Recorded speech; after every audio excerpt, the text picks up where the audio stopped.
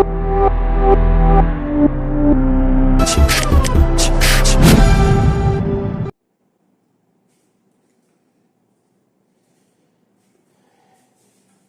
আমি তোমাদের সামনে যে স্যালারির যে টপিকটা নিয়ে আলোচনা করছি, ঠিক আছে, সেটা হচ্ছে gratuity.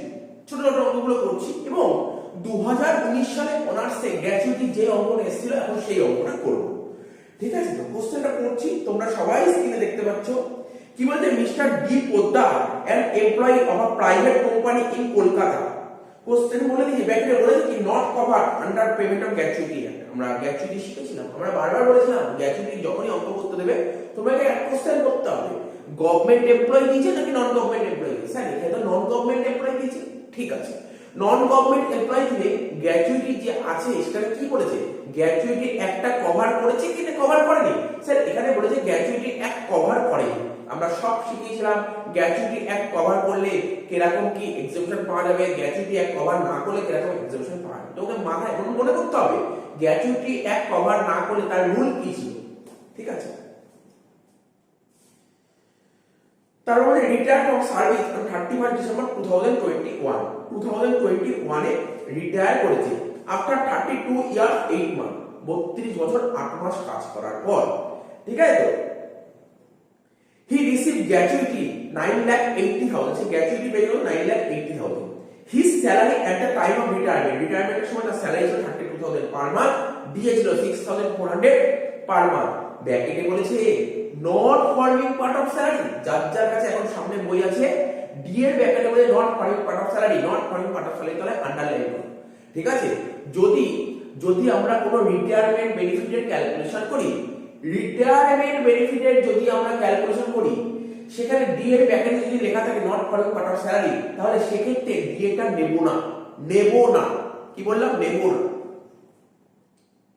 His increment ₹900 per month fell due on 1 July every year. প্রতি বছর জুলাই মাসে তার স্যালারি 900 টাকা করে ইনক্রিমেন্ট হচ্ছে। Calculate the amount of taxable gratuity, তোমাকে ট্যাক্সেবল গ্র্যাচুইটি বের করতে হচ্ছে। তো চলো আমাদের ফরম্যাটটা কি ছিল আগে লিখে নিই, ঠিক আছে। তোমরা যদি মনে থাকে ভালো, আর মনে না থাকলে একবার পাতা উল্টে দেখে নাও কিভাবে কি করেছি। মনে করো, তারপর অঙ্কটা স্টার্ট করো। তোমরা সবাই পারবে, নিজেরা সবাই পারবে এই আশাটা আছে, ঠিক আছে। কারণ আমার যে পুরোনো ক্লাসগুলো আছে, পুরোনো ক্লাসগুলো তোমরা যদি একবার রিভাইজ করে নাও তাহলে তোমরা নিজস্ব পারবে, ঠিক আছে। তোমরা নিজেরাই পারবে করতে, কোনো সমস্যা হবে না। তো চলো অঙ্কটা আরম্ভ করো, ঠিক আছে। আমি দেখবো তোমরা অঙ্কটা আরম্ভ করো, আমি দেখবো।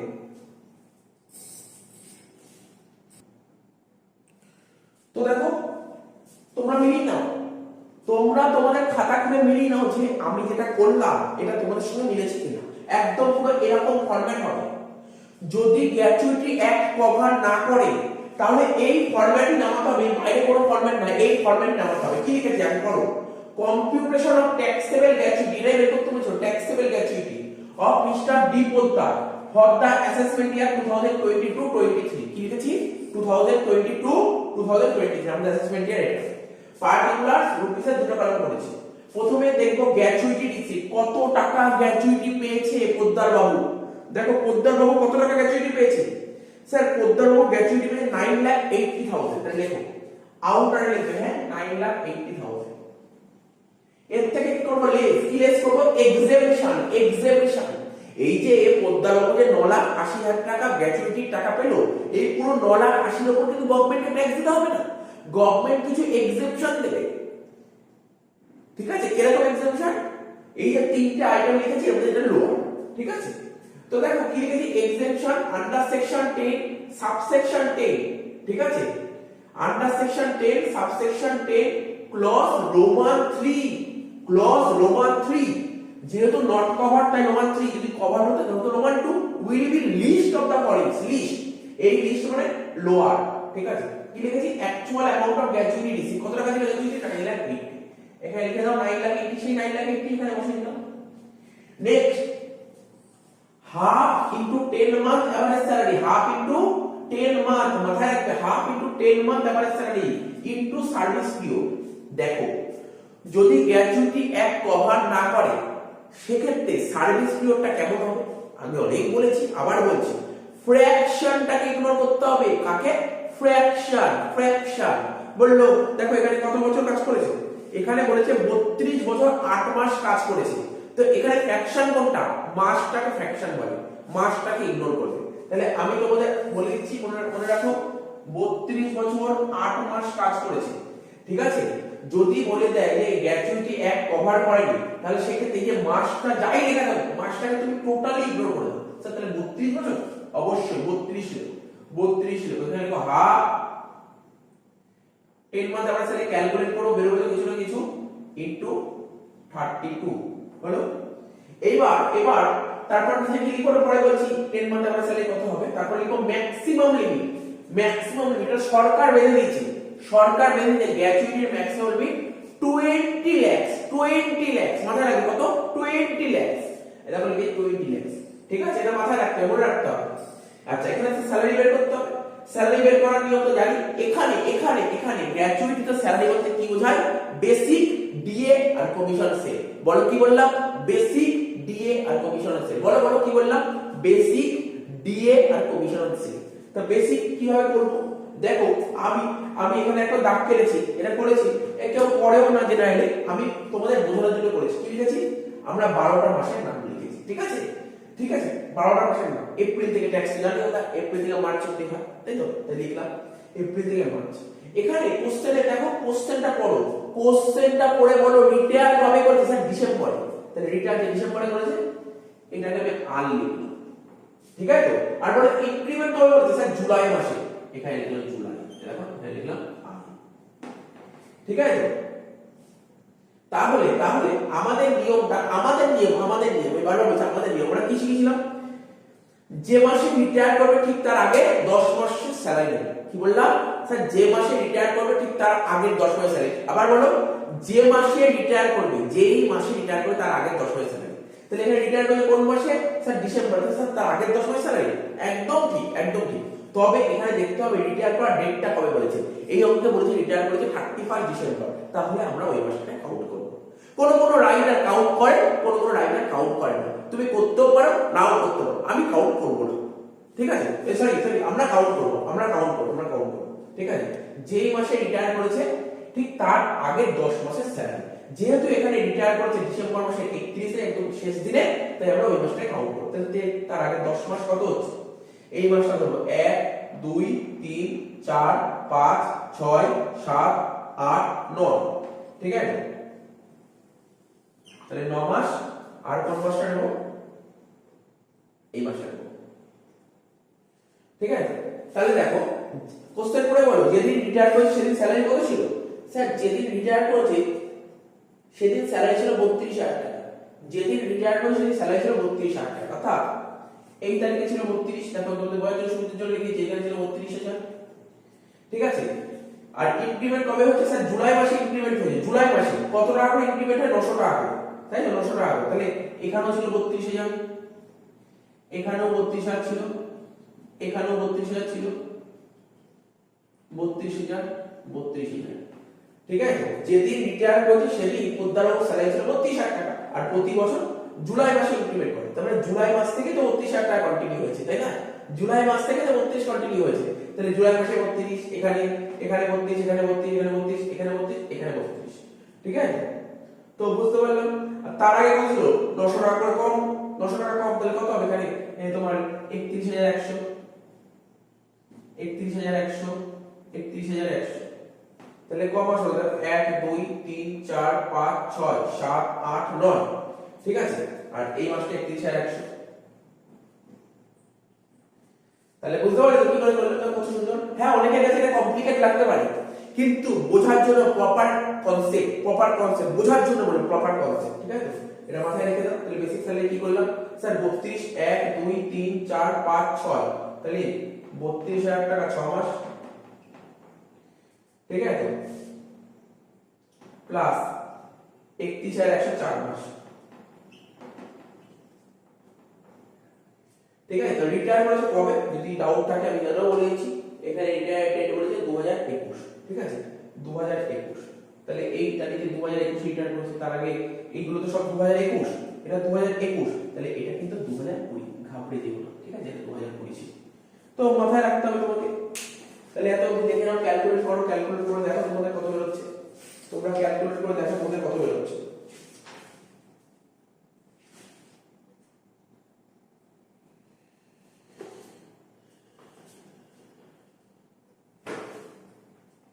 ঠিক আছে, দেখো আমি ক্যালকুলেট করছি 32,000 ইন্টু 6,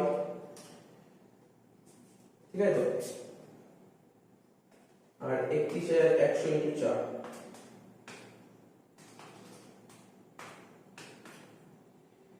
3,16,000, কত হচ্ছে 3,16,404।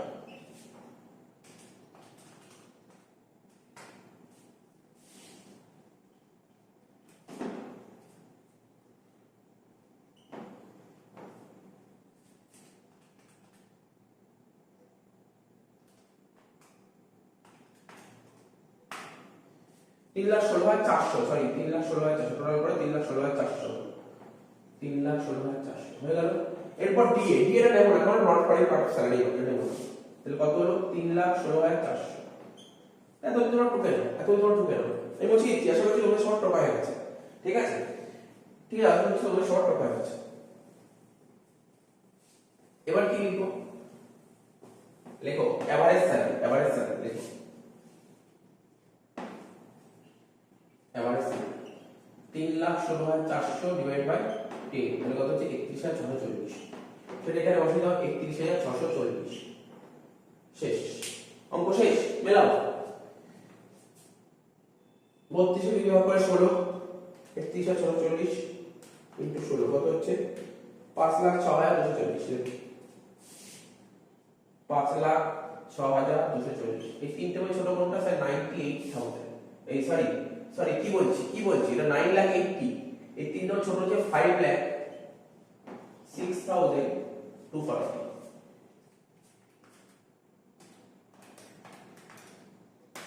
কত হচ্ছে 4,73,760। এটা হচ্ছে তোমার ট্যাক্সেবল গ্র্যাচুইটি। টুকে নাও তোমরা, দেখে নাও, কোন ডাউট থাকলে জিজ্ঞেস করতে পারো, ঠিক আছে, আশা করি ডাউট নেই। মুছে দিলাম, মুছে দিচ্ছি, ঠিক আছে, তোমরা তাতে টুকে নাও।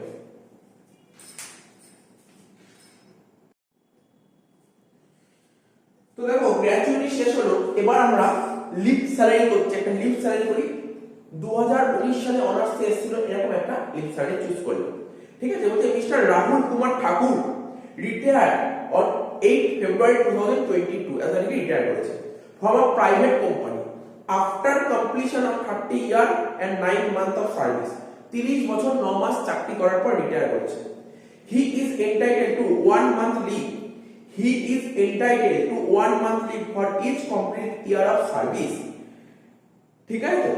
তো লিভ স্যালারি তো আমরা শিখেছি না, আমরা যে কোনো কোম্পানিতে চাকরি করব, তো সেই কোম্পানি থেকে তো সার্ভিস রেটে তো লেখা থাকবে যে না তোমাকে প্রতি বছর এত দিন করে ছুটি দেবো। তো এখানে বলে দিয়েছি, বলছে he is entitled to 1 month leave for each completed year of service. প্রতি বছর 1 মাস করে কথা বলা হয়েছে। He took 8 month leave during his service life, সেটা সার্ভিস লাইফে 8 মাস ছুটি নিয়েছে, ঠিক আছে। তো at the time of retirement his basic salary হচ্ছে 16,000, DA 50%. However, he got an increment, basic pay 1,000 টাকা per month, 1st January increment হচ্ছে 1,000 টাকা। He received 4 lakh leave encashment or leave salary মানে 4 লাখ টাকা। Compute taxable amount of leave salary of Mr. ঠাকুর, ঠিক আছে। তারপরে assume DA forming part of salary, DA বলছে কি forming part of salary, আগেরটা বলছে not forming part of salary, গেছে দিয়ে এখন করছিল তাই নিই, এখানে বলছে forming part of salary, DA নেব। তো কোশ্চেনটা পড়েছি, তোমরা আপনাদের তো লিভ স্যালারি আগেই করেছি, তোমরা মনে করার চেষ্টা করো লিভ স্যালারি ফরম্যাট কি ছিল, মনে করো। আরে দুদিন পর পরীক্ষা, লিভ স্যালারি ফরম্যাটটা মনে করো, ফরম্যাট মনে না করলে কি করে করবে, মনে করো, মনে করো, তারপর আমি করছি।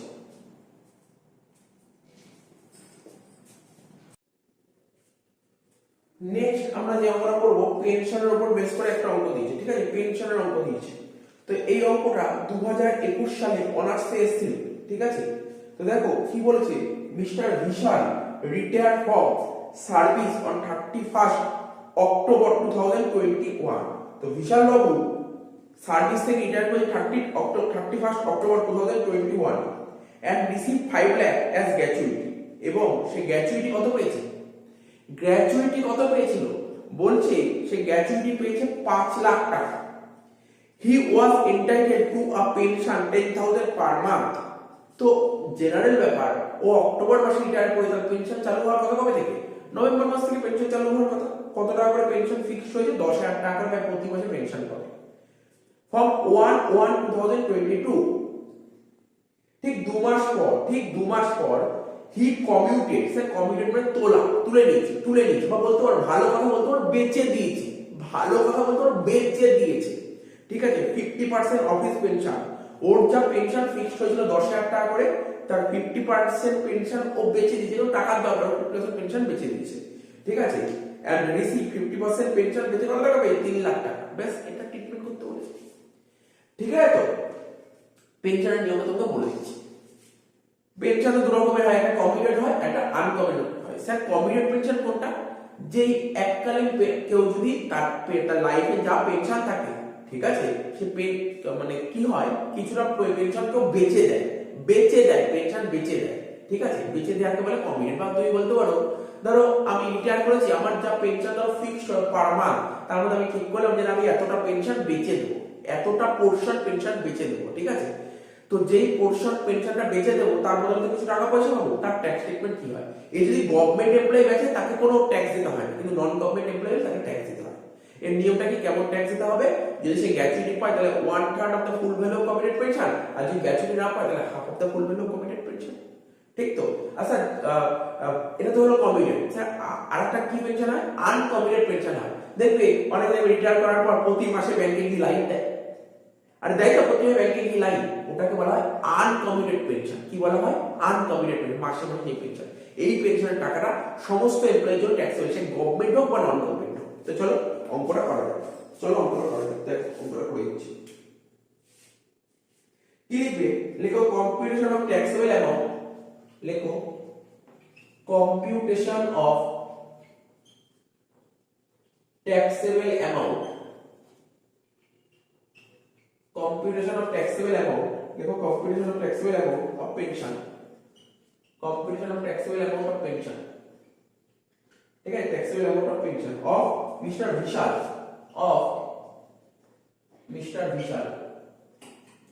ठीक है, जो Mr. Vishal for the assessment year 2022-23,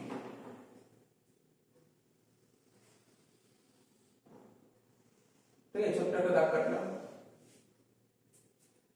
প্রথমে কি করবে? একটা করে করবে। প্রথমে লিখো আনকমিউটেড পেনশন, আনকমিউটেড পেনশন, স্যার মানে মাসে মাসে যে পেনশনটা তোলা হয় তাকে বলে আনকমিউটেড পেনশন।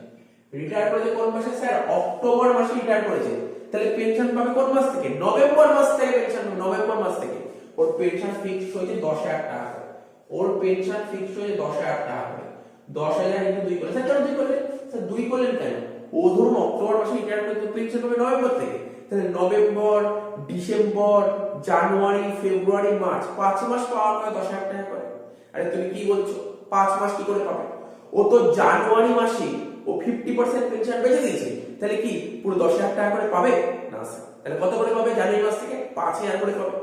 তাই এখানে লিখবো 10,000 ইনটু 2 প্লাস 5,000 ইনটু 3। আশা করি বুঝতে পেরেছো কি বলতে চাইছি। তাহলে কি বলতে চাইছি এখানে তুমি বোঝো, ব্যাপারটা বোঝার চেষ্টা করো। ভদ্রলোক বিশাল বাবু রিটায়ার করেছে অক্টোবর মাসে, তাহলে ওর পেনশন পাওয়ার কথা নভেম্বর মাস থেকে। তাহলে নভেম্বর, ডিসেম্বর, জানুয়ারি, ফেব্রুয়ারি, মার্চ, এই 5 মাস আছে। এই যে 5 মাস বেঁচে আছে, ওই এই 5 মাসের মধ্যে ও 5 মাস 10,000 টাকা করে পাবে না। স্যার কেন পাবে না? ও 50% পেনশন বেঁচেছে, কবে বেঁচেছে? জানুয়ারি মাসে, তাই তো। তাহলে 10,000 টাকা পাবে ক মাস? নভেম্বর আর ডিসেম্বর, 2 মাস পাবে 10,000 টাকা। তাহলে 10,000 এর 50% বেঁচে দিচ্ছি জানুয়ারি মাসে, অর্থাৎ 5 বেঁচে দিন, রইল কত? 5, বাকি 5 পাবে 3 মাস। তো তাই তো এখানে তাই তো করেছি। তাহলে কত? 20 আর 15, 35,000 টাকা। এটা হলো তোমার কমিউটেড পেনশন, সরি আনকমিউটেড। এবার করো কমিউটেড পেনশন। বলো দেখি কমিউটেড পেনশন কত দিয়েছে? বলো দেখি কোশ্চেনে কমিউটেড পেনশন কত দিয়েছে? ও যে 50% পেনশন বেচলো, 50% পেনশন বেচে ও পেল 3 লাখ টাকা ইনডাইরেক্ট, 3 লাখ টাকা ইনডাইরেক্ট। এর থেকে মাইনাস করো এক্সেমশন, কি লিখবে? এক্সেমশন পাওয়া যায়, ঠিক আছে, এক্সেমশন পাওয়া যায়। লেখো exemption under section 10 subsection 10A, ঠিক আছে, ক্লজ 2, ঠিক আছে, লেখো ক্লজ 2, ঠিক আছে, ক্লজ 2 নিয়মটা কি এতে এক্সাম্পশন করলাম, এর নিয়মটা কি, যদি সে গ্র্যাচুইটি পায় তাহলে 1/3, আর যদি গ্র্যাচুইটি না পায় তাহলে হাফ। গ্র্যাচুইটি পেয়েছে কি পাইনি, স্যার গ্র্যাচুইটি পেয়েছে, তাহলে কি লিখবে, এক্সাম্পশনটা হবে 1/3 into full value of commuted pension, full value of commuted pension. তো 1/3 তো 1/3 ঠিক আছে, ফুল ভ্যালু অফ কমিউটেড পেনশন কত, অঙ্কে তো কমিউটেড পেনশন 3 লাখ টাকা দিয়েছে, এর ফুল ভ্যালু কত, এই যে 3 লাখ টাকা কমিউটেড পেনশন দেখাচ্ছে, এটা কত পার্সেন্ট বেঁচে পেয়েছে, স্যার 50% বেঁচে 3 লাখ টাকা পেয়েছে, তাহলে পুরো কত স্যার 6 লাখ টাকা, তাহলে 3 লাখ বাই 50 ইনটু 100, তাহলে কত হলো, 6 লাখ কে 3 দিয়ে ভাগ করলে 2 লাখ টাকা, করে বাকি কত হচ্ছে 1 লাখ টাকা, তাহলে ট্যাক্সেবল পেনশন কত হবে 1,35,000, এই তো ছিল অঙ্ক, ঠিক আছে, এই যে তোমার ট্যাক্সেবল পেনশন, টুকে নাও অঙ্কটা হয়ে গেল, টুকে নাও ভালো করে।